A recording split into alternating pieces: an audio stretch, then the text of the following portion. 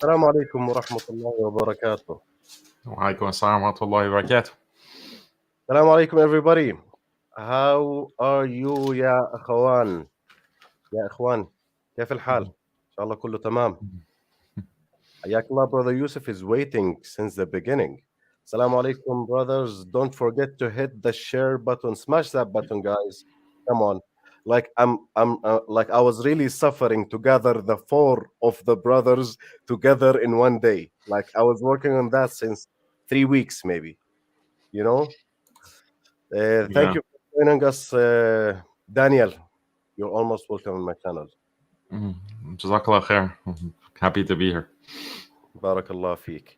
It is a hot topic today, but nobody's talking about it actually. Like nobody's talking about the dropping of the Muslim birth rate, like internationally and in the Arabic countries as well.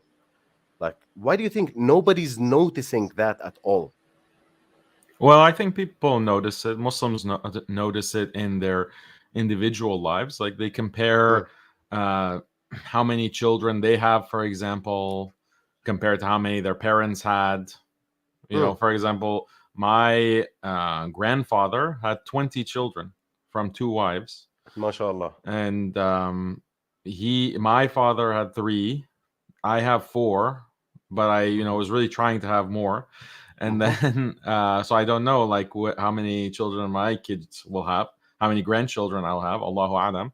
But many Muslims, like you look at the previous generation in America, the immigrants who came, they would have 9 or 10 children, and then their children only maybe have 1 or 2. Mhm. They've I have no just, sound, guys. Give me a second. I need to figure this out. We hear Hey, you Assalamu loud alaikum. and clear, by the way. Okay. Maybe Yeah, so he's not hearing us. Okay. Yeah, so it's you can notice the dropping fertility. Fertility rate basically means how many children per person. How Yeah, many? yeah. On individual level, yeah, you can do that, but like you will never recognize like how does that really harming the ummah like on collective level, because you might say, yeah, my father and me we're doing that, but like my uncle have 7 children and my cousin have 5, so we're okay. Like we have some drops there, like some rising there, but. Until you read like the accurate data, and you will be shocked, like in the 60s in my country in Jordan, like actual the average birth per woman was around 8 children. Eight Mm, children per one woman, that's the average. So it is very regular to have 10 children, like from one wife. So that was yeah. in the 60s and 70s, but nowadays it is around like 3 or like 2.7, 2.8. So the drop is really huge, like in a short period of time, which is 40 to 50 year. So when you read the actual data, you will understand how really this is harming the whole like Islamic ummah. And when people actually like know the numbers about the growth of the Muslim population overall, they do not differentiate between the growth of conversion, like people converting into Islam, and the birth rate. So if you look at the number as wholesome, you will, oh yeah, we are growing. But you do not differentiate between the birth rate and the conversion. Most of people don't. What do you think, bro? Yeah, I think that the conversion rate is high for Islam, Hmm. but the bigger factor is the birth rate. The fertility rate is going to have more of a difference for the overall population. Hmm. And I mean, you have to look at conversion into Islam, and then you have to look at people leaving Islam or they are no longer affiliated with Islam. Hmm. So these all are demographic factors that we have to look at. Exactly, exactly. Barakallah feek, Yusuf. That's super sticker for $10. Jazakallah khair. طيب. First of all, guys, like I want to give you a small introduction about the subject that we are talking about here. We are still waiting for two brothers, which is Abuamerican and Mahdi Tijani. Like he gonna join a little bit late, but he's joining inshallah. Uh, okay, the Muslim population. By the way, there's a good news because everybody think that we are as internationally Muslim population is 1.8 billion. So like I heard some people say like we are 1.5 or 1.6 billion. No, actually, the 2021 data confirms that we are 1.97. We are almost 2 billion guys on this Well, planet, and like percentage wise we are 24.7, like almost the quarter of the planet are Muslims. that's mashallah. incl- yeah, that's including Shia and Sunnah, by the way, but like around 90% of them are Sunni. So Mm, 90% of the 2 billion are Sunnah. That's very updated data. Like mm. that shocked me. Like I thought we are 1.8, but no, 1.97 million billion, sorry. Mm.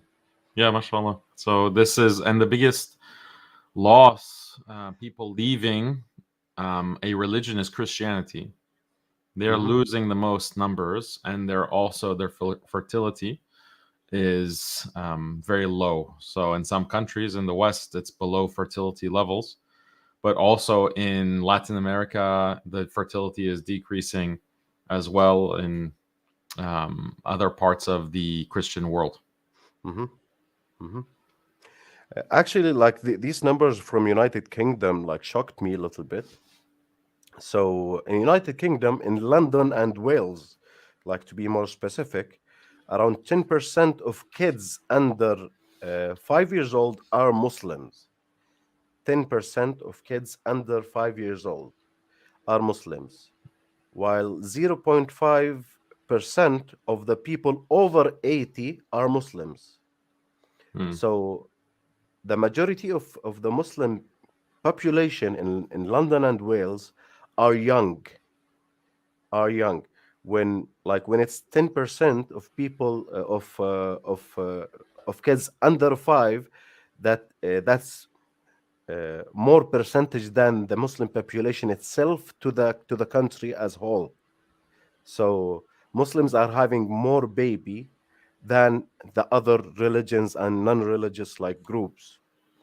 The Muslim families birth rate in is double than the general population in United Kingdom.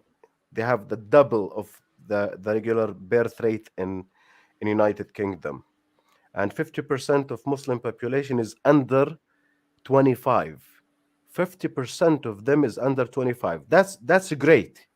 Like on civilization level or on population level, that's great if half of Muslims is under 25. What do you think? Like, did you hear any of these numbers, Daniel, before? Yeah, yeah. These are often numbers that are often put out by other groups. Maybe Muslims are not talking about these numbers too much, but you see a lot of other groups talking about it, about the demographics. So in Europe especially, but also America, they talk about Muslim demographics because they're worried that Muslims are going to take over, quote unquote, Mhm. and they say that, well, why can't we be like Muslims? So some of the conservatives or even some white nationalists, they will Mhm. say that, look, we are dying as a civilization because we can't even reproduce at a replacement level. But Muslims, look, this is their fertility rate. They are having more and more children. How Mhm. 50% of people under 25 are Muslim in their countries and so forth. So this is something that they are worried about. They're very scared about. Yeah, yeah, they are. Most of them, as like we was discussing before, and that shocked me actually, because I never like heard about this. Like I'm not on that side of the internet. Today I found it out, which is like the Hindus in India are like worried a lot about the growth of Muslim population in India. And that shocked me. Like, I found hundreds of articles speaking about the danger of growing Muslims, and they're gonna take over the country by their population, and like this is warning, and we should do something about it. Like, they are very scared. Yeah, they're worried about losing control. They're worried about losing power in India. So they have this term called love jihad. Love Mm, jihad meaning that Muslim men are converting Hindu women into Islam, and or marrying them and then having Muslim children with Hindu women. So this is, they consider this like a kind of terrorism.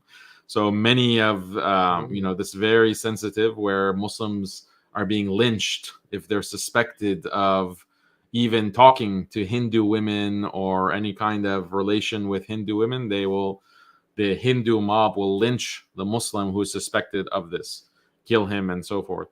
So that's a big issue in India. They want to, because they're trying to ethnically cleanse Muslims in many, over the entire country, but in specific parts of India, like Assam, they are ethnically cleansing Muslims. mhm. يا أخي, everybody was asking about Mahdi. يا أخي, where is Mahdi? Coach Kareem, do you السلام see Mahdi? عليكم ورحمة Where is الله. Mahdi, يا أخي? Here's Mahdi, guys. I كيف brought الحال him يا for you. اخوان؟ How are we doing؟ ما شاء الله. دانيال الحمد الحمد Assalamu لله كوتش alaikum. كوتش كريم، سلام ورحمة الحمد الله وبركاته. كيف الحال يا الحمد لله اخوان؟ الحمد لله رب العالمين. Where are you, يا أخي? Everybody was asking. Yeah, I took some time away. I actually released my first video in a while yesterday, and ما شاء الله. I might as well say it again here as well. I had some things going on at home, and I didn't feel comfortable coming out here on social media proselytizing almost when the affairs in my own household needed taken care of. So I decided to step away and handle the business in my household before I come back out here on social media again. Alhamdulillah, things are a little bit better. Alhamdulillah. الحمد لله رب العالمين. الحمد لله. People miss you, يا أخي. I found out Jazakallah khair. that I appreciate that it. Shukran. really Pleasure people to miss be you. here, akhi.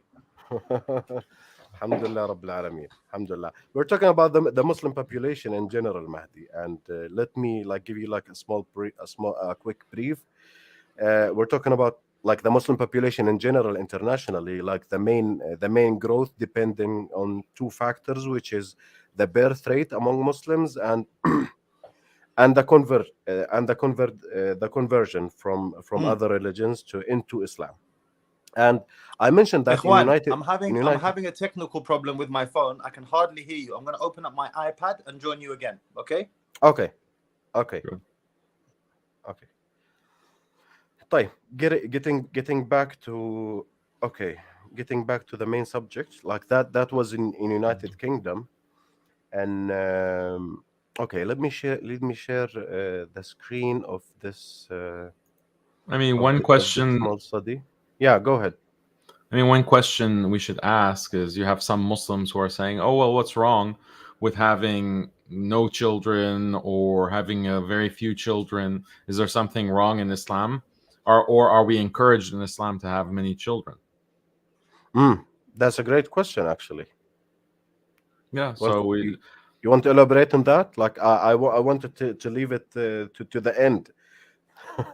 Oh, okay. I don't want to mess up your plan, but That's okay. That it's a great question, actually. Like, and because I saw some Muslims who call themselves like anti-reproducing people, which is we call it in Arabic la injabiyin. They don't believe that that we should reproduce, because like we are infecting this planet and draining the resources, and there is no more resources for all of these people. So we should like calm down and stop reproducing. yeah. So this is what they're saying, but this is going contrary to Sunnah and contrary to even the advice of the Prophet sallallahu alaihi wasallam. Rasulullah sallallahu alaihi wasallam said, "Tazawwajul al-wadud wal-walud." The one who is wadud and the one who is walud. Wadud meaning loving. The Prophet sallallahu alaihi wasallam is saying, marry those who are loving, and walud means like fertile. So, or ones who are, they can have many children. So this is the direct advice of the Prophet sallallahu alaihi wasallam, Rasulullah sallallahu alaihi wasallam. He's saying that he'll be proud of our numbers of the ummah, and that we'll have the biggest ummah on Yawm al-Qiyamah. So when the Prophet ﷺ is telling this to Muslims, and he's saying tazawwaju, then that's a command, that's amr. Yeah. So I mean, it doesn't mean that everyone is forced, like it's wajib in fiqh. It's, you have to have as many children as possible. But this is like something that is mustahab. It's something according to the sunnah, especially if you have the right intention, then Allah will reward that for your niyyah, that you want to make the Prophet ﷺ happy. You want to make him proud. You want to, and which Muslim doesn't want to do that? So to the best of your ability to have children, this is something highly encouraged in Islam, and it's coming directly is related to love for Rasulullah sallallahu alaihi wasallam. Sallallahu alayhi wasallam. Mahdi, we mentioned, by the way, in the United Kingdom that the 10% of kids under 5 years old are Muslim, and 0.5% of people over 80 are Muslim, like very few old people as Muslim, and a lot of kids under 5, and 50% of Muslim population is under 25 years old. Wow. That's in United Kingdom, specifically in London and Wales. I might have had something to do with that, with my 8 kids. MashaAllah. I mean, look, Muslims coming over to the UK is a relatively new thing. By new, I mean 70 years old, 60, 70 years old. And that doesn't really come as a surprise to me, because the first generation immigrants who came, they are having their children, and their children are now having their own children as well. And slowly they will reach that age of 80 plus, but the younger kids are now pushing through. So that doesn't really come as a surprise to me. What is interesting though, and I want to pick your brain, Daniel, haqiqatu on this as well, is I've spoken to a few brothers, practicing brothers, mashallah, yani they know their deen and everything. And their response to children surprises me, but there is some logic to it. So one brother, he's a practicing brother, he's a knowledgeable brother, yani you could classify him as a student of knowledge, definitely talibul ilm, okay? And he said to me, he is reluctant to have more than 3 children. He said maximum 5, but I'm reluctant to have more than 3. And this came as a surprise to me. And he said to me, look, the reason being is each one costs me X amount of thousands of pounds a year to put in Islamic school, X amount of thousands of pounds for their jiu-jitsu, for this, that, and the third. And I want to be able to give my children the best start, Islamic start, to life in this non-Muslim country as possible. Now, obviously, the more kids you have, the more your resources wear thin. What's your response to this, Brother Daniel? I mean, this is going contrary to Quran even, because we know that Allah says, do not kill your children out of fear for poverty in Surah Al-Isra, ayah 31. Yeah, so this is, and that's, rizq is coming with children. So this is something that anyone who is a parent knows, that when you have a child or you're expecting a child, suddenly all kinds of rizq, all kinds of you get a promotion in your job, or you get a new business deal. Suddenly the doors start opening for you of rizq, of income, when you're expecting a child. And I've experienced this with every single child, alhamdulillah. So Allah is the one who is providing. It's not you as a father who is providing for your children. Allah is providing for them. So we can't have this attitude that, oh, well, my resources are getting thin. No, this is not a valid excuse not to have more children. Abuamerican, Assalamu alaikum wa rahmatullah, akhi. Wa alaikum assalam wa rahmatullahi wa barakatuh. Had some technical difficulties, but I'm here, and I was sick as a dog earlier. How's your health? Like, hope everything is getting better.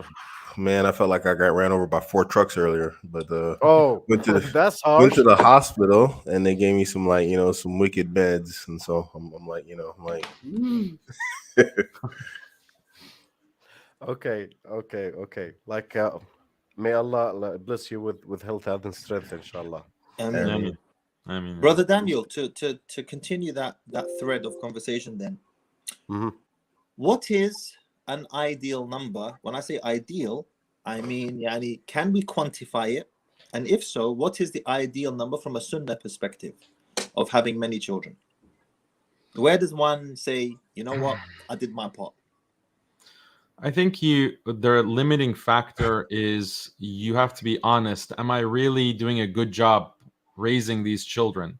Because if you're having children and you're not giving them the attention, or you're not providing them the environment where they can thrive and become strong Muslims, then you are not necessarily helping the ummah. If you're just raising children or having children that eventually will leave Islam, especially if you're in the West, especially if you, and it's not really in the West, even in the East, if you have to, you have so many children that you can't give them attention, you have to just sit them in front of the TV, or give them the iPad, for the iPad to raise your children, then this is a recipe for disaster. This is not really going to help the ummah. I think that as long as you can have children and dedicate the time and their energy and the resources to raise them as strong believers, okay, then keep having more. Sometimes marrying, you marry a second wife for the purpose that, okay, now there's two women. Our brother here. Yeah, He's mashallah, practicing we know, mashallah. So then more adults to help raise strong Muslim children. But then I take us back to our original point. And I'm essentially with you, Akhi. I have, alhamdulillah, many children. But I take you back to our original point. And you mentioned one of the factors that it hinges upon is, are you able to provide them with the right environment? A lot of that is connected to rizq. So someone could come back and say to you, okay, but if I have many children, I don't have enough to be able to provide for them. Or are you saying, have the children and then Allah will provide for you? Yeah, have the children, Allah will provide for you. That's actually a means. Some of the brothers, their tawakkul is their reliance on Allah is at such a level that they'll say, okay, I want to get that better job. Let me have a child. Where's my wife? Let me have a child. And then that's going to help me in the future. Allah is going to provide the rizq. So And they have that kind of mentality. But by the way, I have my own explanation from behavioral psychological point of view, explaining this actually. But I want to give you that information. I don't know if you heard it. Like I said it in the beginning, Mahdi and Abuamerican, mashallah. Like depend on latest update on numbers on 2021. Muslims around the world are 1.97 billion, like we're almost 2 billion, 24.7, almost quarter of the planet are Muslims. Like that's updated numbers. Mashallah. Let me throw something else inside here, though. We also have to think about, like, it's not only a matter of risk. I've noticed this in myself. Like, I've gotten older. Obviously, I'm 49. It's a matter of also energy. You can keep having kids, but if you don't have energy, and I just work like an animal right now. And so, when I come home, I totally deprogram, and I feel like, I don't know if it's correct, but I just feel like they don't get the energy that my previous children got. And so that right there is something you have to look at also. Do you have the actual capacity, physically and mentally, after coming from, like, maybe you get increased risk, but then you also I've got significantly increased risk, but then I've also taken on a higher mental load with that. Because with that increased risk becomes increased responsibility. I work from my phone. I work from home. I have a laptop from work. I come here. So you have to also think about that also. Do you have that capacity inside of you? Now you have the money, but do you have the personal capacity and the energy for it? This is something to think about. This is something I've noticed recently. I'm not too pleased with myself in it. I be totally transparent and fair about it. They're not doing bad, but it's just like, I just don't feel like, when it came down to my twins, who were my firstborn, I don't feel like my current kids get the same attention and time that they did, simply because I just don't have the energy and the strength anymore. Wallahi, I can relate to this, Abuamerican. I mean, I've had kids since the age of 17, and I haven't basically stopped up until now. And there is no doubt that I held especially my first two sons, to a much higher degree of accountability and strictness, if you like, than I have with, you could say, my last two children, my son and my daughter. There's no doubt about it. I don't know what it is. I don't know if it's because you get relaxed, you get a bit comfortable. I don't know what it is.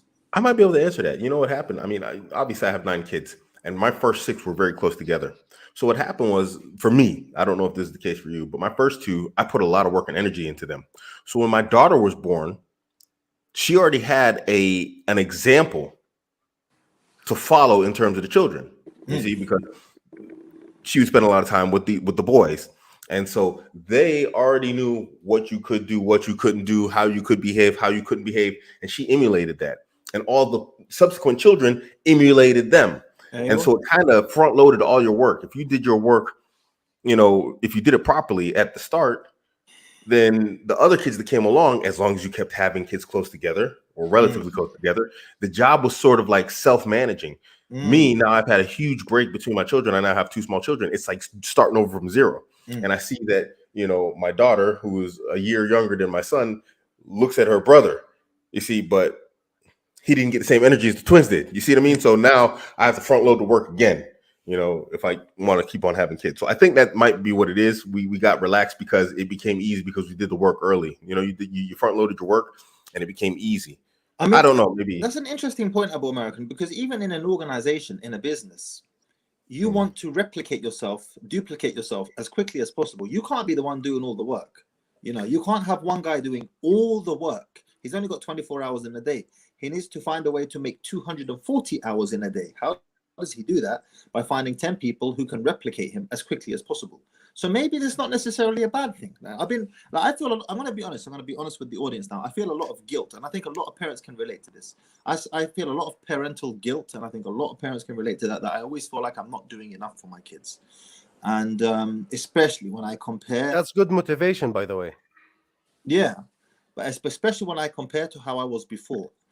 And but maybe it's not so much a bad thing if you have duplicated yourself well enough, or maybe I'm just making excuses.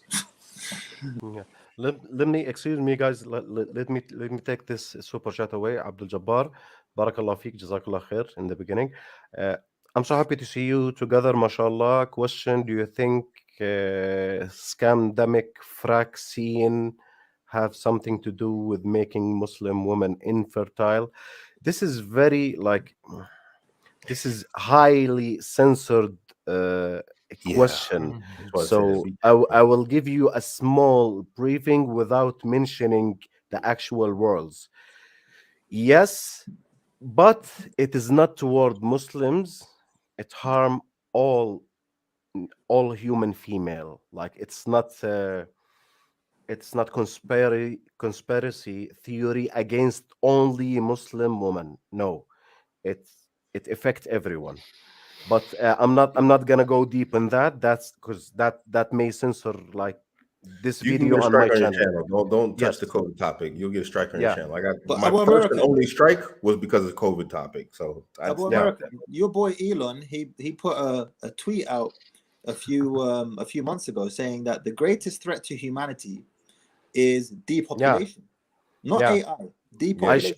I shared that like on the shorts on my At this channel, moment and in time, I his opinion is that translated. Yeah, I that the translated to greatest threat Arabic. to humanity is not reproducing enough. That was his tweet. Yeah, I got a lot of stats and number, guys. Like if I may share with you, um, I want to share this one. This one is important. Do you see it like clearly, guys? It is. It is a study, and these numbers are like the TFR, which is the total fertility rate for Muslims and non-Muslims in 24 countries in Europe. Okay, Aywa. that's based on census and survey data, which is divided by country, which is like Spain, Finland, Sweden, France, Denmark, Belgium, Netherlands, United Kingdom, Norway, Switzerland, Austria, Germany, Bulgaria, Greece, Ukraine, Ireland, Georgia, Albania, Macedonia, Romania, Czech Republic, and Russia, Hungary, and Bosnia. Like, if you watch carefully, guys, the minimum birth rate to sustain the to maintain the civilization is 2.1 child for woman. 2.1 to maintain, not to grow the civilization, to maintain it as it is. صحيح. There's no growth. To maintain it as it is 2.1, and 2.1 is here. 2.1 is here. Look at the countries in general. Like in Spain, it is good. All of it is good until we reach this point, which is Bulgaria. In Bulgaria, yeah, the Muslim birth rate is higher than the non-Muslim birth rate, but it is under the minimum. In Bulgaria, Greece, Ukraine, Ireland, Georgia, Albania, Macedonia, and Romania, Czech Republic, Russia, Hungary, and Bosnia. All of these countries, the vast majority of them, if you hear that Muslim birth rate, like Muslim are having more babies than non-Muslim, that's right, but they're not having more enough. Such as Spain, for example. Like for the averages in Spain for the general public is 1.5 almost, or 1.4. For Muslims, it's 4 kids. That's great. That's great. In Finland, it is 3.4 almost for Muslim, but for the other citizens is 1.9. It is less than the minimum rate. So, getting back to your question, Mahdi, that was a great question, which is like, how do I know? Like, am I doing good? Like from this perspective, and I believe, like my own conclusion, if you want to do your obligation toward ummah as a man and as a woman, you both have to have 3 baby at least, 3 childs at least. Why? Because you want the Islamic ummah, the Islamic population to grow. If you want it to grow, you can't have 2. 2 is declining. 2 is declining. Yeah, that makes So sense. you have to Some have kids die, people die. 3 or 4. Yeah, 3 or 4. 3 or more, I mean. 3 or more. At least 3. What do you think, Daniel? Like, does that does that make sense? You mean like if ever all else being equal, you don't have any health problem, you don't have any, because different people have general. we don't want to shame anyone if they don't have that number, or make him feel like they are doing something haram or they're not satisfactory from an Islamic perspective. We don't want to give that impression. So we just want to say that if you can aim for 3, then definitely, why not? If you can aim for 4, if you can aim for 5, why not? Given that you can meet the requirements, you can meet your responsibility. So when it comes to your responsibility for marriage, for example, this is something different. Like that, it's interesting when you look at hadith. There is not an encouragement in the same way that, just get married and you'll get rizq just by getting married. Like, get a second wife and rizq will come. The same kind of thing is not said for wives as there is for children. For children, the rizq will come for having more children. This is something that is promised, that we're promised by Islam. But for getting more wives, so when you want to get a second wife or a third wife, you have to consider your financial status. Can you actually meet your responsibilities? A big part of being married as a man is you have these financial obligations. And if you do not meet those financial obligations, then you're committing dhulm and you're actually gaining sins. You're sinful before Allah.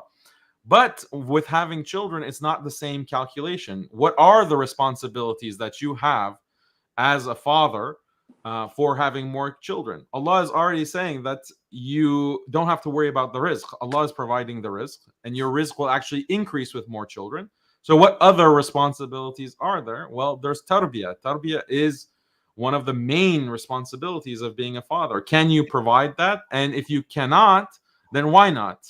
Are you going to is it because of just laziness? Is it because of what? What's the reason? And that's, once you determine the answer to that, then why not aim for more and more children as you are able to raise properly? Yeah. Okay, Yeah. question for you, Daniel. I'm going to play devil's advocate because I've had this thrown back at me, even from certain members of my own family. And that is it not better to have 1, 2, or 3 children who become, I don't know, Hafiz al-Quran, Muhaddith, fill in the blank, doctor, engineer, you fill in the blank, as opposed to having 15 children, all of whom become nobodies? Nobody When you consider that, of course, okay, if we have to think with the logically, and I understand that you have to have a leap of faith in your iman with regards to the risk that comes from having children, but in their logical minds, they are thinking, how can I make 15 doctors? How can I send 15 children to private school? How can I pay for 15 jiu-jitsu classes a month and swimming and all the rest of it and so on and so forth? No, like you're kind of mixing jujitsu with like becoming a father of the Extracurricular Quran. stuff. معناتها يعني extracurricular stuff, I'm saying. No, like what you want to raise children well. The whole goal of you as a parent is to make your children believers in Allah, to have strong iman, to have strong worship of Allah, to be awliya, to be at that level. That's the goal. That's the desire of every Muslim parent. Why? Because you want to be in Jannah yourself. You want to be with your children in Jannah. And when you pass away, you want your pious children to be making dua for you and asking for your forgiveness. This is the goal of every Muslim parent. Doctor, okay, khalas, that's great. Engineer, that's great. Jiu-jitsu master, jiu-jitsu master, that's great too. But that's not the goal.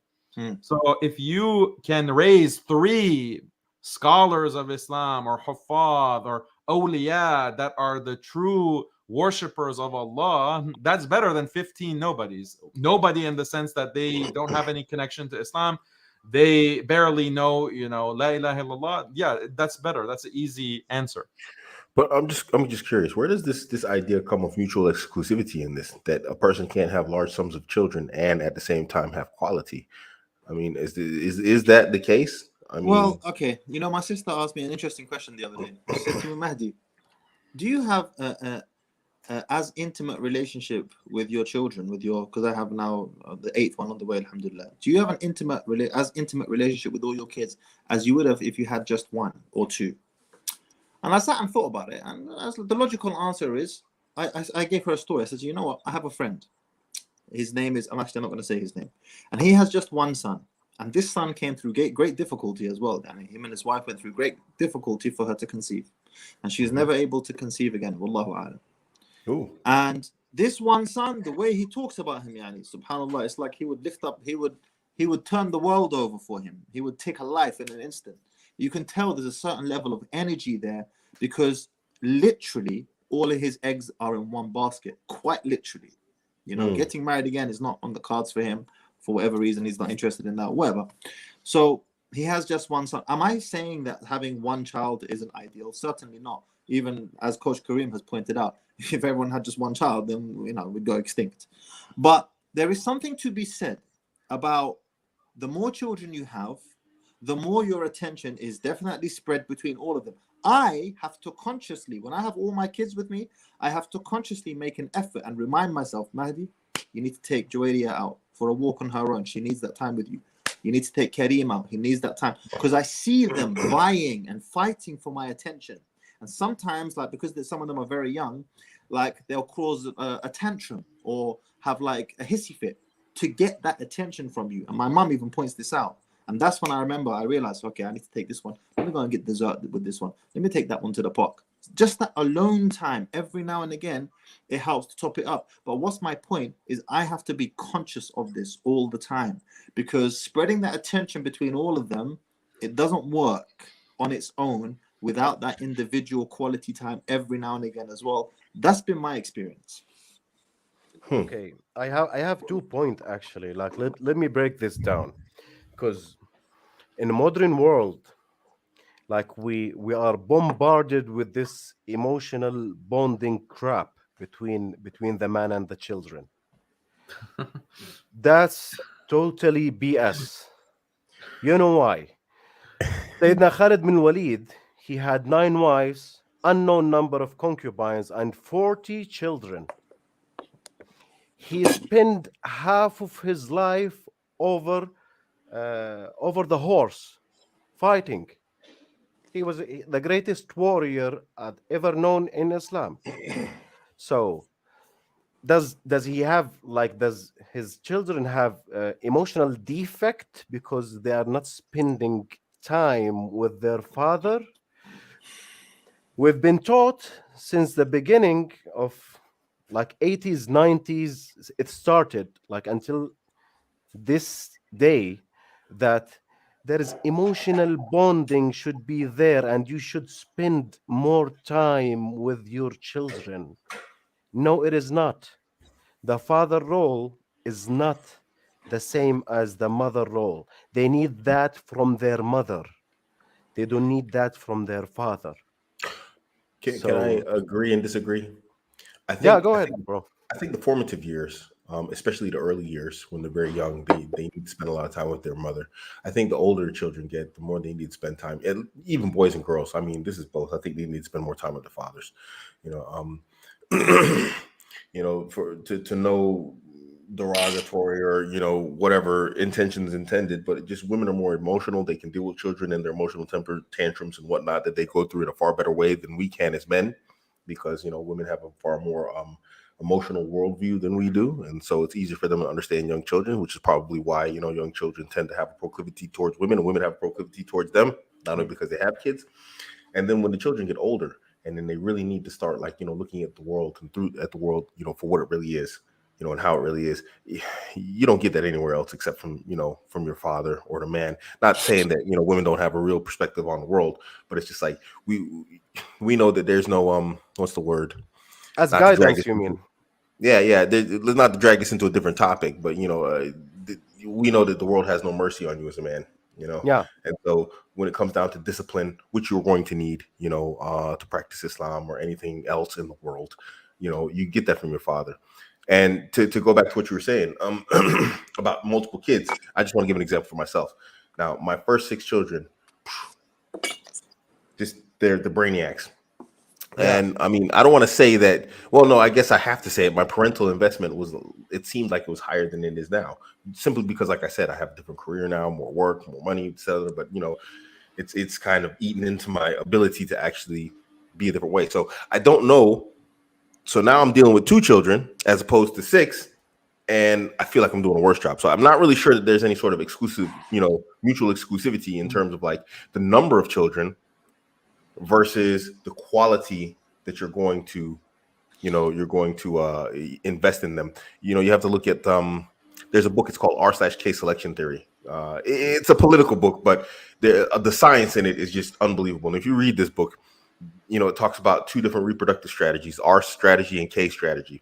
And K strategy, it doesn't matter. One thing they shoot down, or they shoot at, or take pot shots at, is R selected reproductive methods, where they have large numbers of children but low parental investment. But with K selected, you can have large numbers of children just as long as your parental investment is also high. I don't think there's any sort of mutual exclusivity in here. I actually think this is why I mentioned that earlier. It's like, what kind of energy do you have to actually invest in these children? When you're young, and people, I think they do it backwards. They say you shouldn't have kids when you're young. That's when you have the most energy. It's when you have the most energy to actually, deal with a lot of children. It's just, unfortunately, we've extended in the 21st century and the 20th and the 21st century, we've extended adolescence. And so now we have adults that are technically adolescents. Having them have kids is kind of a problem. But in the past, what did we see? We saw 16-year-olds conquering half the planet. They were leading armies and whatnot. So. And that's a good segue, actually, to take, just to rewind it back a little bit, Abuamerican, that I fundamentally agree with you, Coach Kareem, about, the example you used of Khalid ibn Walid and so on. There's one difference, though, that we're missing, and that is we had the village. And you heard the saying, it takes a village to raise a child. We had the village in those times. One of the consequences that we have paid for technological advancement is the destruction of the village. I don't know how it's like in the Arab world, but speaking for in the West, there's no village. There is no village. Your child is raised by the iPad or by YouTube or by school or by TV or by the billboards with the adverts. That's the village. So maybe in that time when there was no warfare, or at least that psychological warfare on a child was much less, to a much lesser degree, maybe that could have worked. Now, however, especially when the kids reach a certain age, puberty, there's no father in their life to straighten them out. Believe me, they're gonna go far, far Yeah, away because the yeah, mother can't agreed, straighten them for the most part. agreed. Uh, Newham, Newham saying on the topic of the emotional bonding, Andrew Tate mentioned this and said it's more important Yeah. to have a strong impact rather than spending time. And I totally agreed with what Ted said. I listened to him. He said it is quality over quantity. Quality over quantity. There is a stay-at-home dad, but he's not leading by example of being a man. Mm. If your child like raising and seeing you spending 5 to 6 hours every day with him and 12 hours in home, so you're not giving him a great example of being a man. Because what being a man is, you have to go out to conquer the world, to go back to rest and see your children for a little bit. And Mm. they have to adapt that's what men do. Men do not stay in home with me. Men go out and conquer the world, grab some money, go and fight the life in general. So that's what they're doing. You're leading by example. And the need, like for the father, I totally agree with you guys.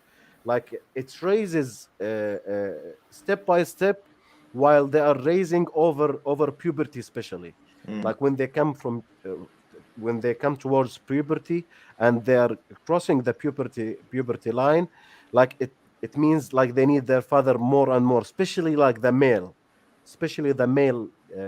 children. What do you think, Daniel? Mhm.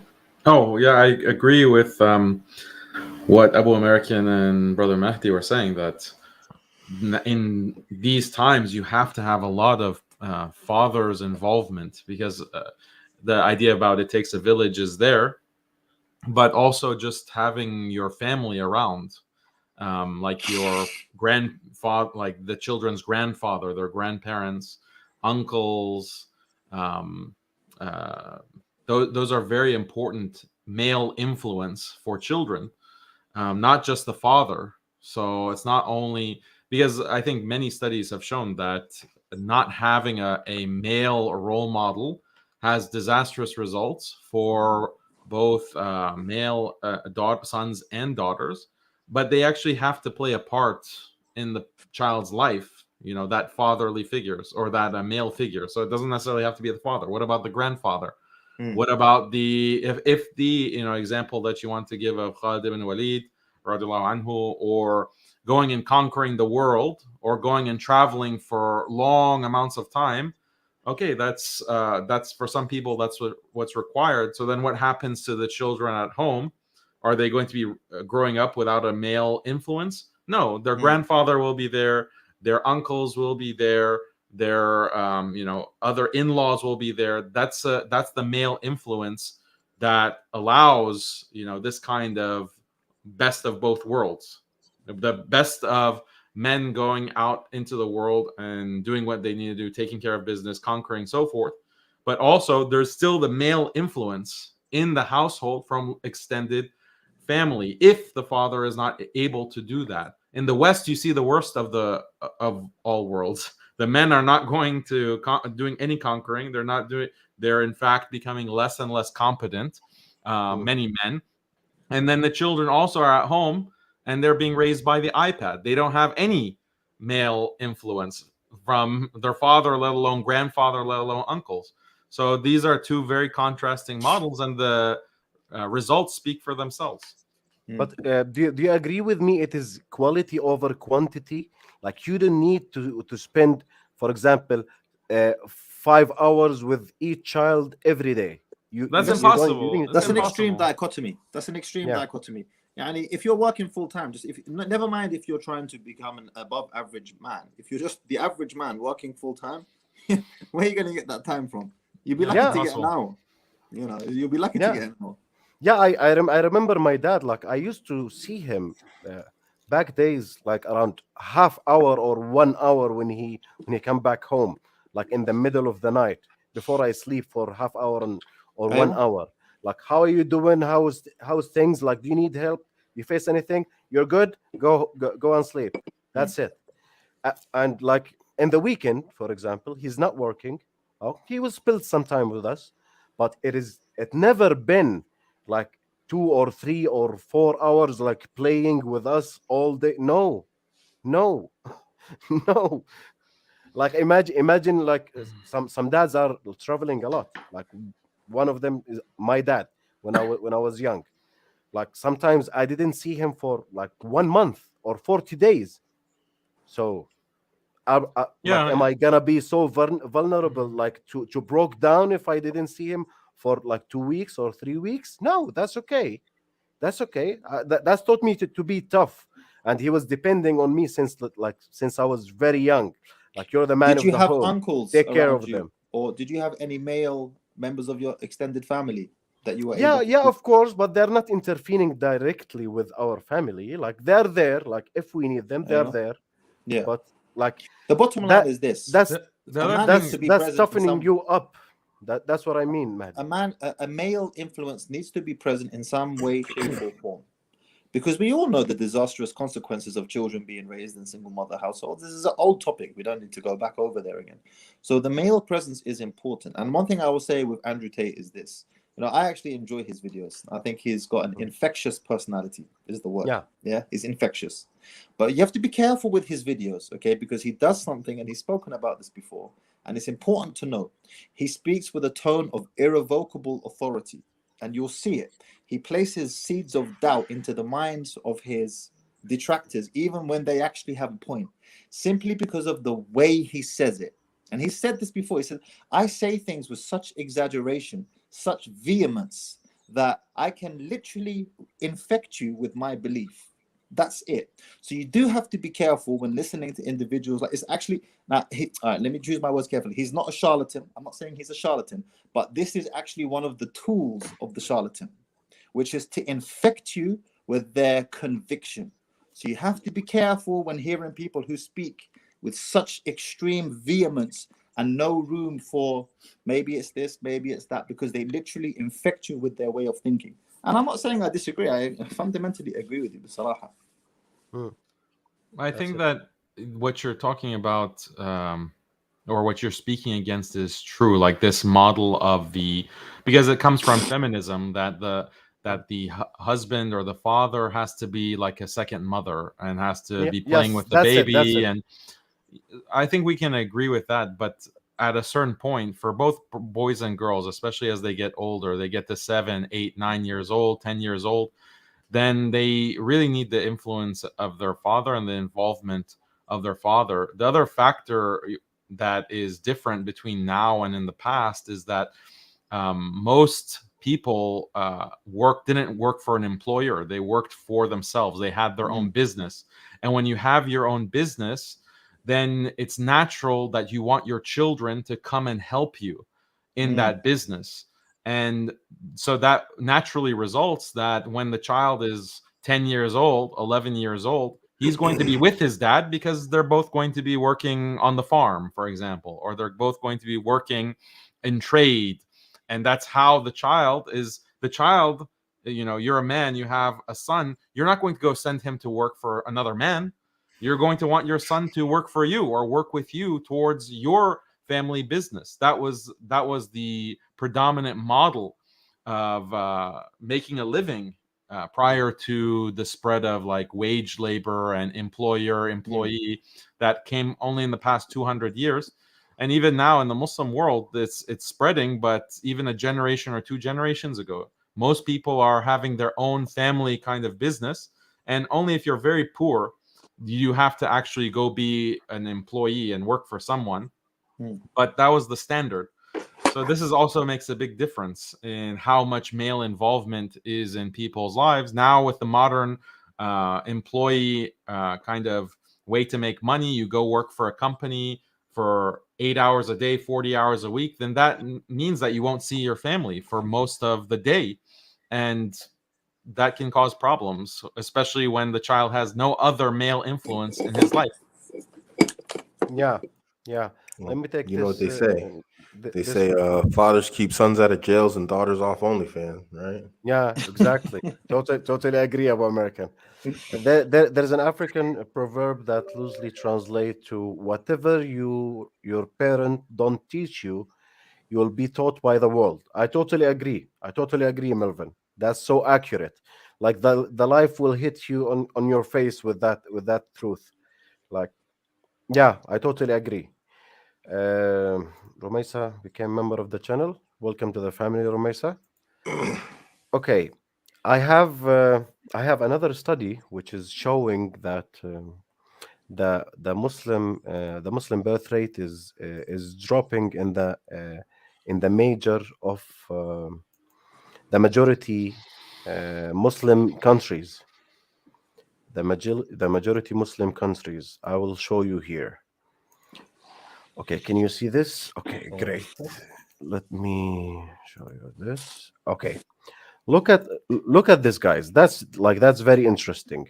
Which is here it's comparing the 1960s and 70s, 80s, 90s, 2000, 2010, and 2015 in the biggest country, which is the majority is Muslims. Look at the birth rate. He started here with Algeria. Algeria. You're originally from Algeria, Mahdi, right? Yes, my father's Algerian. Okay. It was in the 60s. It's around like 7.5 kid per woman. Like Whew, imagine, like jeez. a small army. That's average. That's average. It is not like someone who's exception. No, that was very average to see like 8 women, eight You know, I'll babies, tell you or a eight story, a kids. quick story. We live in this area of Algeria called Harrach, Ludun. And there's this famous building, it's called Samizon, which just means 5 houses, basically. It's very well known. If you speak to Algerian, he'll know it. It was built by the French. Mhm, And underneath us, there was a family, Qabeli family. And 2 bedroom flat, okay? mhm. 15 children. I don't know MashaAllah. where they put them. Yeah. 2 bedroom flat, 15 kids. Mad. MashaAllah. Girls and boys in the two bedrooms. Mhm. Okay, let me get back here.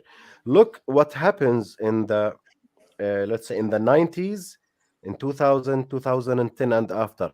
There is a major drop from Mm, 8 children to less than 3 in mm, Egypt as well, in Libya as well, Morocco as well, Tunisia as well, in Mali, in Niger, in Nigeria, in Gambia, in Senegal.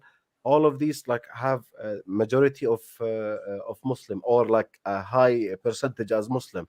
They all dropped, especially Arab countries. Like it dropped from 8 to less than 3. So that's very common, and I have the numbers for United for the European Union. The fertility rate, the average fertility rate for immigrant Muslim is 2.54. For the immigrant Muslim is 2.54, which is good. But for the native Muslims, the European native Muslims, it's 1.66. mm. That's horrible. Like that's horrible. This And extinction. and I believe that happens because the immigrants, they bring their culture with them. Like they are coming from high fertility countries, and they're starting having a lot of children. But after 1 or 2 generation, their sons and grandsons, they will adapt to the secular culture that they are living in, and they will start to have 1 or 2 kids with 1 dog and 3 cats. You know, I mean, I can't speak for the rest of the world, but I can speak for Germany. I mean, Germany, I mean, these people, there's two things going on here. There's a fear of having children and there's a hostility towards children. You know, so when you tell people that, you know, you have like 5, 6 kids, whatever else, they literally look at you like you're nuts. They really think you're crazy. You know, they're like, what's wrong with you? It's easier to get a house or an apartment in Germany if you have 5 dogs than 5 kids. You know, I mean, I'm not even joking. I'm literally not joking. If you say I have 5 dogs, people let you rent the house. But if you say you have 5 kids, no one Wow. wants to hear it. Oh, You know, so it's really interesting to see why I don't understand that mentality or where it came from, because Germany used to be people that had like a high birth rate also up until the Second World War, and then it just sort of just disappeared. But to see that the Muslims are adapting this is also a bit weird. Also, you know, what I mean, uh, one thing I can say this for sure is if anybody's out there watching this and it's like you're like, oh, I can't afford this, that, the other. As a guy who has 9 kids, let me tell you something. It's not that complicated. It's not that hard. You know, kids take so little stuff. My daughter's literally wearing my son's clothing, and nobody could tell. You know, blue, pink, whatever else. It just does. It doesn't even matter. You know, they're babies, whatever else when they're small. This stuff is not like, you know. This isn't rocket science. You figured out basics of life, getting jobs, cars, whatever else, but you can't figure out, like, you know, how to take care of your own, you know, flesh and blood. Come on, guys. and You know, it's not when your something sons, here. Abu-American, when your sons are like are grown, like they can help you manage the younger brothers. Like I Yeah, used to they do do that also. for my dad. Like you just give me a call and fix that. Like they have this problem in home, and he will keep going. Like never bother. I will fix Yeah, it out. Yeah, it's the opposite of what previous generations were thinking about children, because children were always associated with you're going to have more people helping, you know, because your Yeah, son is going to be helping you. So you want to have as many children as possible, because literally, even if you're not religious, like for non-religious reasons, just for dunyawi reasons, you want pragmatic, to have many. practical reasons. Yeah, you're going to have another 2 hands that are going to help your SubhanAllah. life. But now things have gone backwards. Why is that, do you think? I that believe. I extended believe. Like adolescence. Sorry, yeah, go ahead. yes. Totally agree. Abu-American. They they learn kids that you are a kid until you reach 19 or 18, while he's actually not a kid. Like from Islamic point of view, he's بالغ عاقل راشد مكلف after puberty, which is around like 15, 14, 16 like at most. So when you're baligh rashid, which is like you're adult from Islamic point of view, you have to be a man. Actually, like this is what man mean, like in Quran, which is rajul. الرجل هو الذكر البالغ, which is the adult male. Like after he hits puberty, you're supposed to call him a man, not a kid. So, but like that's what they bombard us with Yeah. this social engineering crap that like she's still like she's still a kid, like she's still a baby. No, she's not a baby. She's 17. There's also No. a culture of the parents, or they are, the culture tells children when you reach 18 years old, Mhm. you have to leave. You should leave your Yeah. parents and The hell's go that? live somewhere else. You go to college, you starting your own life. And even if you can do it before that, like there are children who try to leave in their teens, and that's praised as well. Oh, look how independent minded the child is. So then there's, from a purely dunya perspective, there's no incentive to have Mhm. children, because you're going to raise them for 13, 14, 18 years, and then where's the return on investment? There's no return on Mhm. investment. They're just going to leave you. And then Yeah. when you're old, they're not going to take care of you either. They're going to just put you in a nursing home. So there's no Mm. actual economic incentive Mm.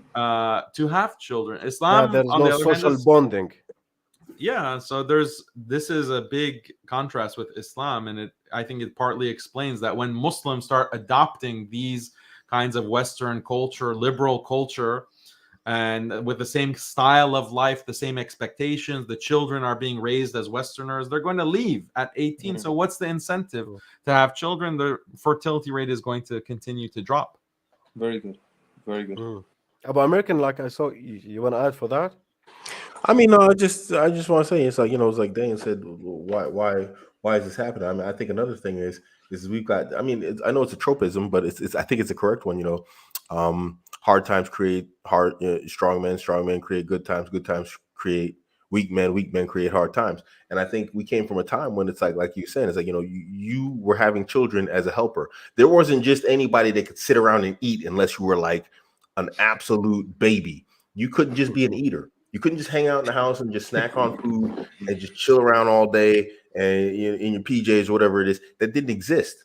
You had to actually do something. You had to bring something to the family. You had to be invested in the family, which is part of the problem nowadays also, is that people are afraid to put their kids to work and make their kids invest in the family. You need to invest in the family. What it's easy to walk away from a family you're not invested in. If you're not doing anything, if you're not putting any work, you're not putting any effort to make sure the household is being run, you won't have a clue how it's run. This is why we have so many irresponsible adults out there nowadays. They've become completely disconnected because of how easy everything is. And so it makes it easy, to just not have kids or walk away from it. I mean, there's a lot going on when we look at Western society, that on paper, sure, it looks great. But when we actually look at the practice and the execution, it's a hot mess. It's not working, obviously. And we really need to stop and think, hey, you know what? We need to go back to some of the old ways. And I'm not saying we need to bring in child labor or whatnot. We got kids like, making nails in the factory at 2 a.m. That's not what I'm saying. But, I think we need to make it a little bit more permissive, in our societies to treat our children as active members and responsible members of a society, even if it's on the micro level, not the macro level, and the micro level being the family. Because when he goes macro into the community or whatever else, no wonder they're disconnected from the world and they're out, burning down shops or whatever else. They don't have a connection to themselves and their families. How are they going to have a connection to their communities and the people and the society and the culture around them? It's just, it's a whole mess. It's a chain reaction of crap from top to bottom. It makes it very easy not to want to have children. Yeah, it does make sense. Let me take this super chat. Abdul Jabbar, €5. Thank you, Akhi. The steady decline of sperm count in the West, beginning in the early 2000s, is like a very important part of this trend. Daniel talked about this. Okay, I talked about this like in a whole episode in my the awareness pill program. There is two major factor for that, which is the luxury life that men's live in these days, like the lack of physical activity and taking risk behavior. That's that's one that's one of the major factors. The other one is the chemicals that we eat and consume uh, around us, on a daily basis, that full of chemicals acting like estrogen in our bodies and inhibit our testosterone production and desensitize the testosterone receptors in the male body. Like for whoever want to have a lot of information about that, I recommend you guys to read Estrogeneration for Anthony J. Estrogeneration is a great book. There is around 10 categories play a big role in the decline of the testosterone, and the sperm count will follow actually.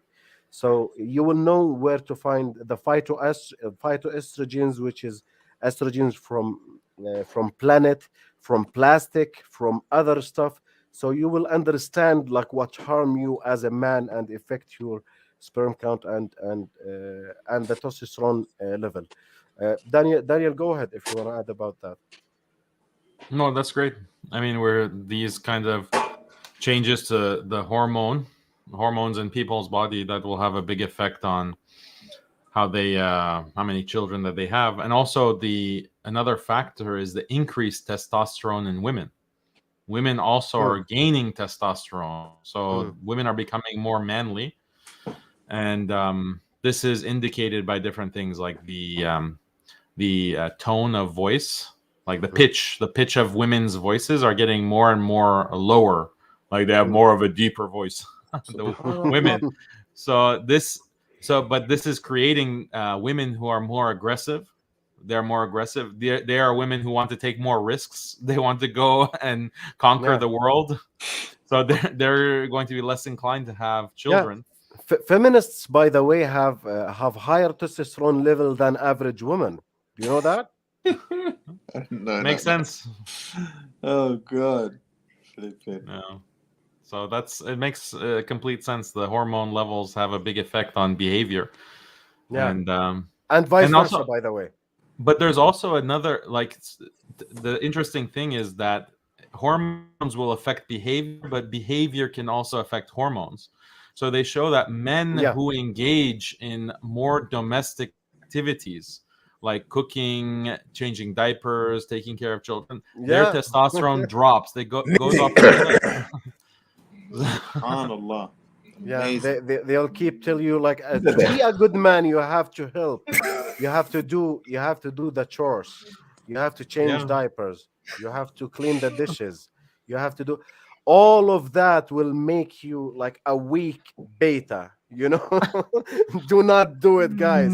Do not do it. Actually, the probability of asking for divorce increase by more than 30% if the man was sharing the chores with his wife.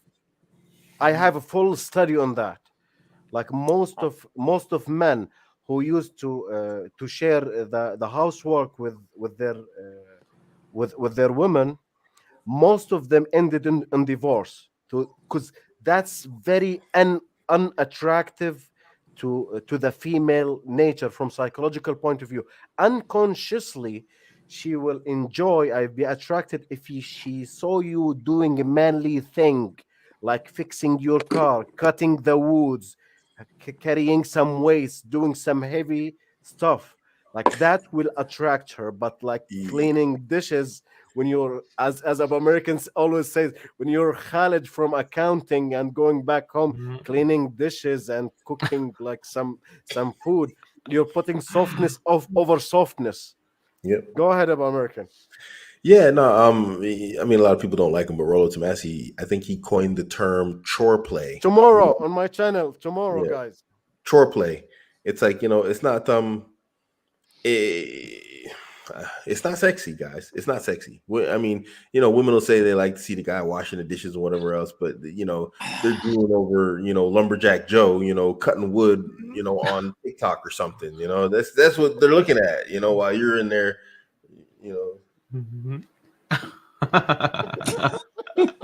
waxing your plates or whatever you do when you do that stuff. I just, no. It makes sense that would affect your testosterone. I'd probably be, really low testosterone. How could you not be low? I'm sorry, I'm going to rant now, guys. You got to. How could you not be low testosterone the moment you pick up some plates and start washing them? I'd feel miserable. I mean, why am I in my house with my woman here and I'm washing dishes? I ain't sexist or anything, but it's like, what am I doing? I'd be miserable. My testosterone would crash, obviously. Hang that punching bag and smash it. That's it right there. That's why I tell guys, what do I always tell guys on my channel? Get into a combat sport. It doesn't have to be your life, but make it part of your life. Make it a part of what you do in your rotation in your life. Get in a combat sport. You want to raise your testosterone, be manly and stuff. Anyway, sorry. Yeah. Maybe you have something. No, there is, subhanAllah, there is an unflattering reality when dealing with women. I had one sister say to me once. She said to me, "What's wrong with a man being submissive towards his wife?" And I said to her, "This is what's wrong with it." She said, I said to her, "First of all, why do you want that?" She said, "It's nice." I said, "Why is it nice? Because you're in control?" She said, "Yeah." I said, "But you don't want to be in control. And this is the problem. You think you want to because you get to do what you want to do, right? I can go here, I can go there, I can do this, I can do that, and the third. The problem is the price for that is you lose desire for your husband. Okay? Mm-hmm. We don't have that problem. But my wife is submissive to me. I love her and I desire her even more. That's a you problem. You guys got that problem, which means the natural fitra is for the husband to be in the dominant and the woman to be submissive towards him. Now, you might not like what comes with that. Oh, I have to listen to him, and sometimes he tells me to do things, and it's annoying. That it is what it is. That's the game. And by the way, men also have to be submissive to other men. In the workplace, there's a hierarchy. You can't go around doing what you want in the workplace, and there's always a hierarchy. There's always a hierarchy. So don't think, oh, that's not fair. No. Someone has to be steering the ship. Too many cooks spoil the broth. And for the way that it works for a woman to maintain her attraction to a man is for him to be in that position, even if there are certain things about it that you don't like. Guess what? In the workplace, there might be certain elements of a man being in a submissive position towards his boss. And we have to speak frankly here. The boss is the boss. And if you don't like something that the boss has said, you have to deal with it. It is what it is. That's the way society functions. I think the average, woman who's healthy, emotionally and psychologically, they want a dominant man. I think that's pretty normal. I just, what I think it is. We live in a time and an era when there are so many men out there that they don't want to actually have them showing dominance over them. Meaning they're like mostly unattractive type of guys. When it's really unattractive, it can be personality. Women have more attraction markers than men. Men, we just like, oh, it's a beautiful girl. And, women, they've got a whole bunch of other stuff going on, inside their mind. So I think it's a matter of that, also, that all the attraction markers aren't there that she's looking for. All the boxes aren't ticked. And it's like, so I'm definitely not. What you want me to do? What you whatever. How about you go wash the dishes? And it sort of brings out that resistance, that angry resistance in them. When specific men, come at them with that like whole submissive thing. She's like, I ain't gonna be submissive to this guy. But then at the same time, some other guy she will. She'll gladly and readily do it.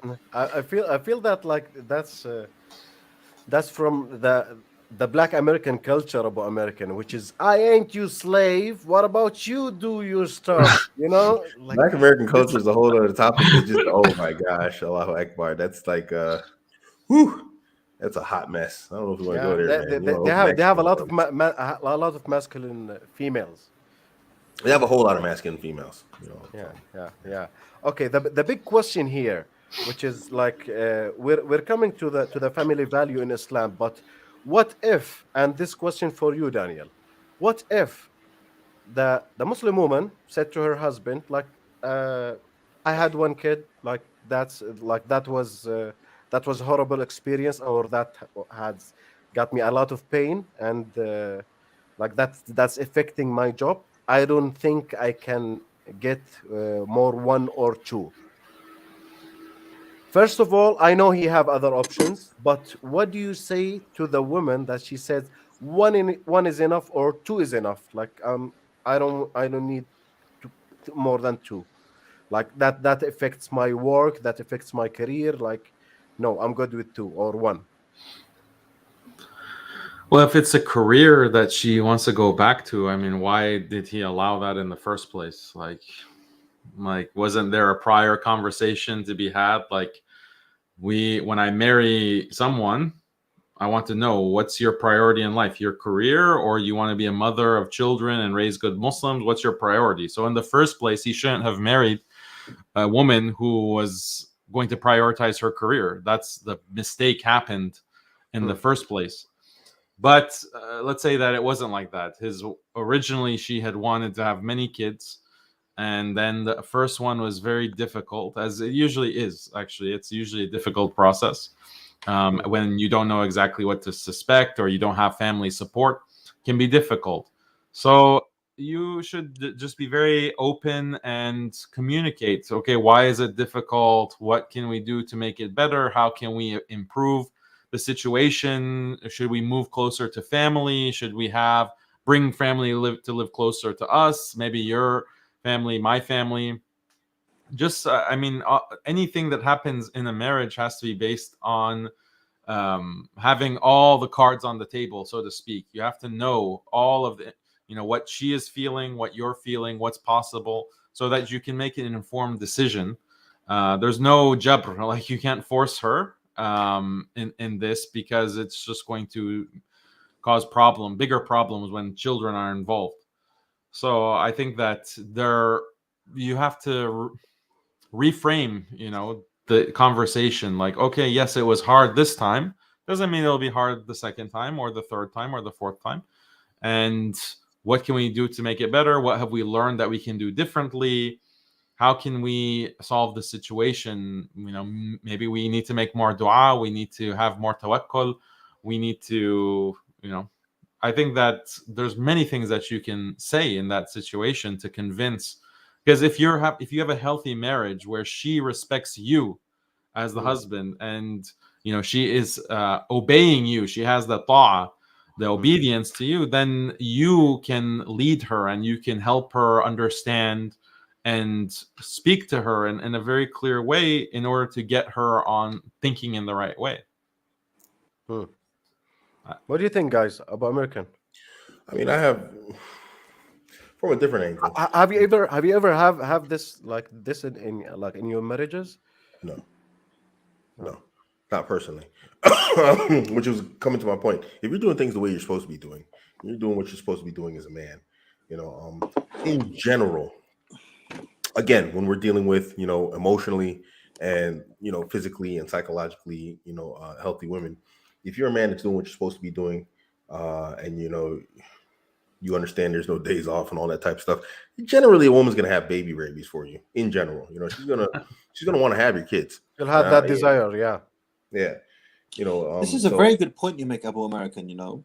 Is it possible that a lot of women don't want to have more than one or two kids because perhaps they are not on some consciousness very attracted to their husband in the first place? They don't want to perpetuate his seed. After some conversations in terms of one-to-one consultations, I 100% believe this. Subhanallah. Generally when you find that a woman doesn't want to have the kids of her partner, she doesn't have. There's multiple things at play here. She doesn't think he's attractive, or she doesn't think he's capable, which is unattractive. It's a type of. So she's like, if I have another kid, I'm gonna have more work. I'm gonna have to go to work. I'm gonna have to bring in money because he's not bringing in money. Or it's just like this guy right here. I'm gonna give this guy here another kid. Or she's not sure, Mahdi. She's not sure that he's capable of taking care of her, and for example, 4 babies. So she's not really sure that he can handle it. So she don't want to take the risk because that will take the share of her children and herself. Like if, for example, if he's getting $2,000 per month and he have 2 kids and he can handle it, and he want more 2 kids, so that's the same amount. Women will calculate it by this way. Like, this is stupid, but they will do it. So they will calculate it that the same amount will go for more 2 people. That mean we have less quality of life based on the amount that he's spending. So no, that's not a good idea. I rather have like a good quality life rather than more babies with less quality of life. Gentlemen, you have to forgive me. I need to make a move. I've got a few things As do I. before I finish for the night. Barakallah feek. Jazakumullah khair. Coach Kareem, Brother Daniel, Abuamerican, lovely to be sharing the platform with you guys again. And Always Coach a pleasure. thank you for the invite as well. I very much appreciate it. You're most I have to welcome. get to, inshallah. I'm gonna take some medication and call it a night. My head is starting to really, it's just throbbing here, inshallah. ربنا يشافيك أبو أمريكان. آمين. جزاك خير. السلام عليكم ورحمة الله وبركاته. وعليكم السلام ورحمة الله وبركاته. Okay, getting back that. How are you on time, like Daniel? Do you have like more time? Just like 9 minutes. Okay. 9 minutes I have to go. Great. The last topic is the family value in Islam, like, because a lot of people will tell you that it is not necessary to have a lot of kids, or it's not necessary to have kids. Like, I saw some Muslim guys and girls telling me that I want to get married, I want to have the emotional connection and like to have fun and all the romance and like these stuff, but I'm not really interested in having kids. So let's talk from Islamic point of view. Are we obligated to reproduce لنتكاثر? No, there's not. It's not wajib in the sense that you'll be sinful if you Yeah, do it's not not. فرض عين, you mean? Yeah, it's not fard ayn, or sometimes in some madhahib wajib and fard ayn mean obligatory.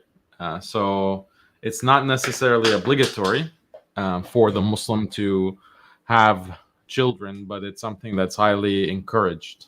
And so that's, it's possible, I mean, that someone doesn't have desire at all. I mean, in the past, again, when there wasn't the same kind of birth control, having kids, if you have desire, and not everyone does, not everyone has shahwa, then you're going to reproduce. You're going to have children just on the basis of that shahwa.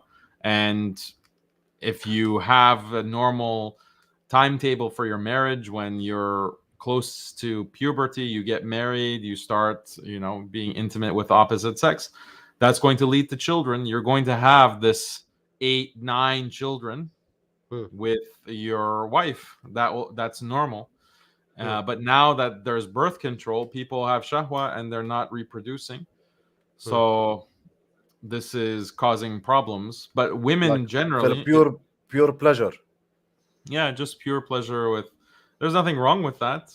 It's only wrong because it's going to lead to the collapse of society if no one has children, and the fertility rate goes below the 2.1, as you mentioned. So yeah, Muslims are falling into this too. But women, even so for men, they may or may not have the desire for the progeny, for having offspring. So it's not normal. Men, I think, have this. They want to have Of course. children. They want Father to take instinct. care. They have the father. Fatherness. Yeah. Yeah, so that's an instinct that a normal, healthy person has. But if you're living in a sick society and you've become sick and your testosterone has also been impacted, then maybe some people, they don't actually have this father instinct. But women have definitely the mother instinct to a great extent. And if they're healthy and they're psychologically healthy, then they'll want to have children, especially when they get in their 20s. And if they've been ignoring their motherly instinct since, their late teens, then In the early danger 20s, zone. In the danger zone area. Yeah. the They'll danger zone, start like the biological fertility clock will start like ticking. very loudly. Yeah. So so that the way that Allah has created us is with these kinds of natural mechanisms that will ensure that most people have children, and not just one child or 2 children, but many children. So that's what's natural. What the modern world has created is an unnatural, like Frankenstein monster. That's what many people are now. They're like Frankenstein. They're not actually natural, true human beings. Yeah. There is a hadith, I don't know if you heard it or not, which is تكاثروا فإني مباهم بكم الأمم يوم القيامة, which is some of the scholars says it is ضعيف, some of the scholars say it's hasan, but like the context of the hadith go with the flow with the rest of the seerah, which is we have to reproduce, actually, because if we do not reproduce, and I says as social obligation, like towards ummah in general, and I'm not saying it's fard ayn, like as we clarified before, me and Daniel, we're not saying it's fard ayn on every single one. No, like that's general obligation, social obligation to the Islamic ummah to have 3 or more children for the growth of the ummah in general. Like if you can do it, if you can handle it, do it, because that's better for you, for your wife, and for your like family, extended family, country, and the ummah, the Islamic ummah as whole. Like that will benefit Islam and will benefit the whole society. Yeah, think So about it like this. Think about it like how much encouragement have the previous 2 generations of Muslims given to their children to go study science and become doctors and engineers.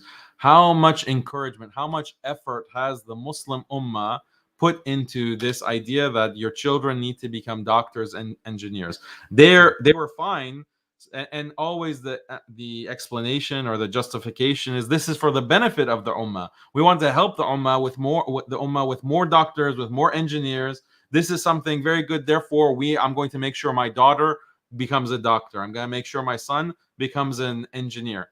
But where's the encouragement for your children to also have many children?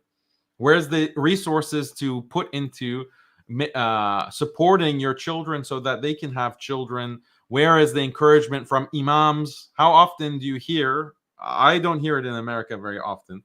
For imams preaching, you need to get married young. You need to have children. Especially this message needs to be given to women, to Muslim women. It's not being given here in or very few are preaching this message that you need to get married early and have children. Instead, it's be activist, become very good in politics, go study journalism, go get a PhD, go be a doctor, so that's how you can benefit the ummah. But this is not where do we see the encouragement from the Prophet sallallahu alaihi wasallam for these kinds of fields or this kind of push for your daughters? No, the push from the Prophet ﷺ is to marry and have children. Exactly. And by the way, I want to mention some. I want to mention some numbers from Sahaba life. You see that, like I shared it before, Danny. I don't know if you noticed that or not, guys. That will shock you, because we don't know much about from sociological point of view. We don't know a lot about Sirat, which is Prophet companions, sallallahu alaihi wasallam, Sahaba. Um, this numbers is about Sahaba, which is Abu Bakr as-Siddiq. He had 4 wives. Sayyidina Umar bin Khattab, he got 14 wives. Sayyidina Uthman bin Affan got 9 wives. Sayyidina Ali bin Abi Talib, he got 9. Sayyidina Talha bin Ubaidillah, he got 9 wives. Sayyidina Al-Zubayr bin Al-Awwam, he got 6 wives. Sayyidina Abdul Rahman bin Auf, he got 20 wives. Al-Mughira bin Shu'bah, he got 70. And Sayyidina Al-Hasan bin Ali, radiyallahu anhu, it's estimation between 70 and 90 wives. And here I'm talking about wives, not concubines. I'm talking about wives. Okay? And Khalid bin Walid, radiallahu anhu, he got 9 wives and unknown number of concubines with 40 kids, 40 children. So if you want to know about how Sahaba was acting on this subject, on getting married and having kids, that's their way of living. There was marrying a lot because they can, like it's not obligatory on everyone. They can, so they married a lot, and they had a lot of children. I'll give you like a small example. I would like to hear from you, Daniel. My 2 grandfathers, they used to be 4 person, grandfather, grandmother, grandfather, grandmother, in the 40s. From my mom's side, they got 10, like who lived from them, like who lived like a long life, around 10. From my father's side, they got 11. Nowadays, like 4, they used to be 4 person in the 40s. Now they have grandchildren and children is over than 100. That's like a small, like on a smaller scale, how the ummah growth. 4 person now, like after 60, 70 years, they are 100. But imagine if every one of them, like nowadays the Muslims in Europe especially, like they're having 2 kids, like 4, they will have 4, and the 4 will marry, and they will have 4, and they will have 4. Like after 10 generations, the 4 will be 4. Like, what is that? And that's if everybody married, got married, and every one of them got children. So the 4 will be 4 after 100 year. Like, what are you doing? What do you think?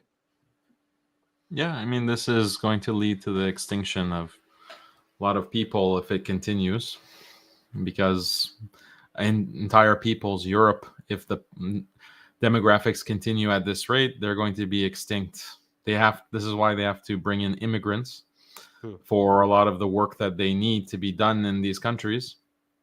But yeah, well, and the sad thing is Muslims following the same path and Hmm. reducing their numbers. Like I mentioned, um, my grandfather had 20 children Hmm. from 3 wives. So MashaAllah. yeah, and that was not that unusual in Iran. This is in Iran. Yeah. So You have a lot yeah, of uncles and mhm. aunts, huh? So many. MashaAllah. Yeah, mashallah. But yeah, but we see depopulation, we see AI, we see robotics now that are trying to replace people with machines. So that's another factor for how the future economy is going to change. But we'll see what happens in the next 5 years as these technologies become more advanced and they start using, instead of people for workers, they have robots or they have AI. Yeah, but That's the next step. that's little bit long term. Like it's not in the next 5, 10 years. Like I think it is. I'm very no. I'm like I did like a very deep researches about the AI capabilities and the expectation in the near future. Like even if they have the model, like they need around 20 to 25 years to apply it on a mass level. Like even if they have the idea and like theoretically, or they got like a model which is like It's not good. a model. They have the actual robots. So the I know, but it's very self limited. self-driving trucks, for example, you'll eliminate all truck drivers, you eliminate all taxi drivers with self-drive, and this is not like theoretical. They have the self-driving trucks, like the big commune, and they have the self-driving cars that eliminates a huge part of the workforce. Self-driving Yeah, but planes, you can have we Amazon have is that since 1998. By the way, no. like I'm really deep into cars, especially like Mercedes. Mercedes have self-driving cars since '98, I but have to check that. it's still projects. Like they cannot apply it on a mass level. Like until now, like Tesla since almost 11 or 12 year, they have self-driving like autopilot, but they can't apply it. They can't apply it. It's so dangerous. Like they will No. advise you that do not turn it on like without your hands on the wheel. Like do not. Yeah, I think that it's maybe 5-10 years is not too crazy of an estimate, even with Amazon and what they're implementing in their warehouses for packages, and they have a lot of automation now. Yeah, in that Dubai they have 100% store. I know. Yeah, so that's the implementation that I'm talking about. Yeah, but that's very small scale. Like they are not replacing, for example, Mhm. 40% or 50% of the human working force. Like that's very long time. Like I to mean, if reach it that level, it's very so how long many time. years do you think? What's Like a I long believe time? I believe it's never gonna be anything before 20 to 30 years. 20-30 years is not, that's in our lifetime, so that's Yeah, not very yeah, long. yeah. Yeah, But so when people talk about AI, they think like within the next 3 or 4 years, everybody gonna sit in home because robots is working for like instead of them. Like no, that's not what I'm talking about. I think that it's being rolled out now and it's going to be accelerated within the next 10 years. This is according to World Economic Forum. This is according to some of these global economic experts that they're predicting the future. So the rollout is already taking place, but within our lifetime, it might be the case where a large portion of the workforce has been replaced with automation. yeah, and you have to take under consideration the new professions that already opened, like which is never existed before. for new people. Like it is right that some work are like being done by robots, but there's a new jobs that's been created that need men, that need people like human. For example, in the AI factories, and like for the programmers, developers, and like the researchers, like all of that field, like 20 years ago, it never existed, or not as now. So there's a lot of things, is like there's advantages and disadvantages, and like you have to take under consideration the both to take like to get a conclusion that we don't need kids anymore. Like that's No, I very wasn't. risky. Yeah. Yeah, I didn't want to make that conclusion, but Yeah, I'm not talking about you, like for who have that proposition. yeah, that's a good point. I have to go now, so Jazakallah Yeah, khairan. yeah. Barakallah fiqh. Anything like anything you want to advertise, like any new debates, like for the people? Yeah, I'm working on scheduling a debate that should be good, inshallah, for next month. So, That's gonna be a surprise. yeah, because it hasn't been confirmed yet, so I don't want to. Once it's confirmed, I'll announce it. But it's because the guy might back out, so Ah, that's the problem. If he backs out, then people will be spreading the wrong message or the wrong uh-huh, uh-huh. information. So I'll wait till he confirms it and then advertise it, inshallah. Great. Keep tuned, guys. Barakallah fiqh, Akhi Daniel. Thank you for joining us. Like, hope we can collaborate as Muslim content creator more and more, inshallah, to do some good things for the audience. Everybody, like brother Daniel and Abu American and Mahdi, links are in the description, guys. Like you can follow them, visit their websites, like follow their channels. And thank you very much. Barakallah fik, Akhi Daniel, and وياك. barakallah fikum jami'an. Like who didn't like the video, come on, smash the like button. جزاكم الله خيرا جميعا والسلام عليكم ورحمة الله وبركاته. وعليكم السلام ورحمة الله وبركاته.